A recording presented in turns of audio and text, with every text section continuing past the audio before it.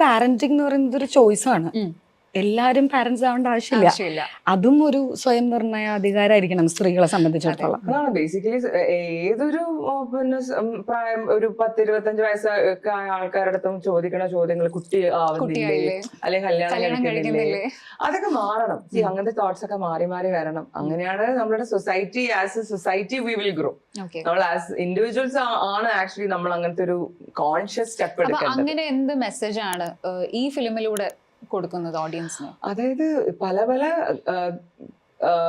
പല ഏരിയാസ് എന്നുള്ള പല കൾച്ചേഴ്സ്, പല ലാംഗ്വേജ് ഡൈവേഴ്സിറ്റി ഉള്ള ആളുകൾ ഒരുമിച്ച് വരുമ്പോഴും അവിടെ ലൈഫ് ഇപ്പം കുറെ കപ്പിൾസിന്റെ ഇത് കാണിക്കുന്നുണ്ട്, സിനാരിയോസ് കാണിക്കുന്നുണ്ട്. അപ്പൊ അത് പലർക്കും കണക്ട് ആവും. ചില വീട് ചിലപ്പോ ഇതുപോലെ ആയിരിക്കും, ചില വീട് ഇങ്ങനെയായിരിക്കും അവിടെ സംഭവിക്കുന്നുണ്ടാവുക. അപ്പൊ അതുകൊണ്ട് അങ്ങനത്തെ കുറെ കാര്യങ്ങളില് ആക്ച്വലി നമുക്ക് കുറച്ചും കൂടി കണക്ടിവിറ്റി ഫീൽ ചെയ്യും ഈ ഒരു പടം കാണുമ്പോൾ. പിന്നെ ഇത് കൂട്ടിക്കൊണ്ടുപോകുന്നത് എല്ലാവരും പ്രഗ്നന്റ് ആണ്, എല്ലാവരും ആ ഒരു ഫേസ് തൊട്ട് ഒരുമിച്ച് കടന്നു പോകുന്നത്. പക്ഷെ ആ ഒരുമിച്ച് കടന്നു പോകുന്നതിൽ ഇപ്പൊ ചിലരിപ്പോ എന്റെ ക്യാരക്ടർ സായ എന്ന് പറയുന്ന ക്യാരക്ടർ ഭയങ്കര സ്റ്റബേൺ, ഭയങ്കര ബ്ലണ്ടും ഭയങ്കര ഔട്ട് സ്പോക്കൺ ആയിട്ടുള്ള ഒരു ക്യാരക്ടറാണ്. പക്ഷെ ഇതേ ക്യാരക്ടർ പ്രഗ്നൻസിന്റെ ഇത് വരുമ്പം അവൾക്ക് അവളുടേതായിട്ടുള്ള ഫിയർ ഉണ്ട്. അവൾക്കത് ആ റെസ്പോൺസിബിലിറ്റി ഏറ്റെടുക്കാൻ പറ്റുമോ എന്നുള്ളൊരു ഫിയർ ഉണ്ട്. മദർഹുഡ് എന്താണെന്ന് അറിയാത്തൊരു വിഷമമുണ്ട്, ഒരു വൾണറബിൾ സൈഡ് ഉണ്ട്, ഭയങ്കരമായിട്ടുള്ള ഒരു വൾണറബിൾ സൈഡ് ഉണ്ട്. അത് ഒരുപാട് അമ്മമാർക്ക്, ഒരുപാട് ഇപ്പം ഉള്ള മദേഴ്സിന് ഇപ്പം ആണെങ്കിൽ കണക്ട് ആവും. നമ്മുടെ അമ്മമാർക്കാണെങ്കിൽ പോലും ആ ടൈമിന് ഇപ്പൊ എന്റെ മമ്മി എന്നെ പ്രസവിക്കുന്ന സമയത്ത് ഷി വാസ് ഓൺലി 19 or 20. നമുക്ക് ഇമാജിൻ ചെയ്യാൻ പറ്റില്ല ആ സമയത്ത് മമ്മി എങ്ങനെ ഒരു കുഞ്ഞിനെ പ്രസവിച്ചു വളർത്തി. അതായത് പ്രസവം കഴിഞ്ഞ ഉടനെ ഒരു മദർഹുഡ് എന്ന് പറഞ്ഞൊരു ഹ്യൂജ് റെസ്പോൺസിബിലിറ്റിയാണ് സൊസൈറ്റി അവരുടെ തലയിൽ വെച്ച് കൊടുക്കുന്നത്. അപ്പൊ ആ സമയം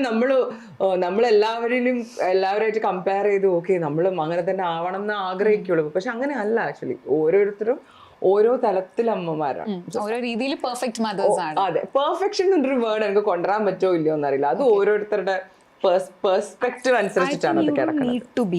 എനിക്ക് തോന്നിയിട്ടുണ്ട് ഇപ്പൊ നമ്മളൊക്കെ കുട്ടിക്കാലത്ത് നമ്മളും കണ്ടീഷൻഡ് ആണ്, നമ്മളെല്ലാരും കണ്ടീഷൻഡാണ്. അപ്പൊ നമ്മൾ we expect too much from ആ മദേഴ്സ്. അതൊരു പക്ഷേ വേറെ തരത്തിൽ ഭയങ്കര സ്റ്റീരിയോടിപ്പിക്കൽ ആയിട്ട് നമ്മൾ കൺസ്യൂം ചെയ്തിട്ടുള്ള എല്ലാ കോണ്ടന്റിലും അമ്മ എന്ന് പറയുന്നത് ഭയങ്കര എല്ലാം ത്യജിക്കുന്ന ഗ്ലോറിഫൈഡ് ആണ്.